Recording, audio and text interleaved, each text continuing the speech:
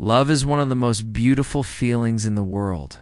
It makes life brighter, your heart lighter, and your world feel complete. But sometimes, what we call love isn't love at all. It's obsession, and it can be dangerous.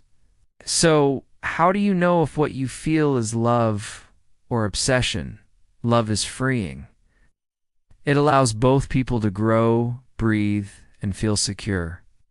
When you truly love someone, you want them to be happy, even beyond your own needs. Obsession is controlling.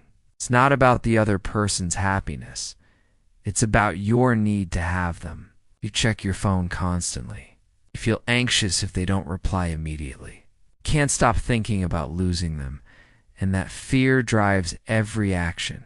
Love makes you feel secure. Obsession makes you feel anxious and desperate. Love respects boundaries. Obsession ignores them, always wanting more attention, more time, more control. Here's the harsh truth. Obsession can destroy relationships even when the other person cared. Why?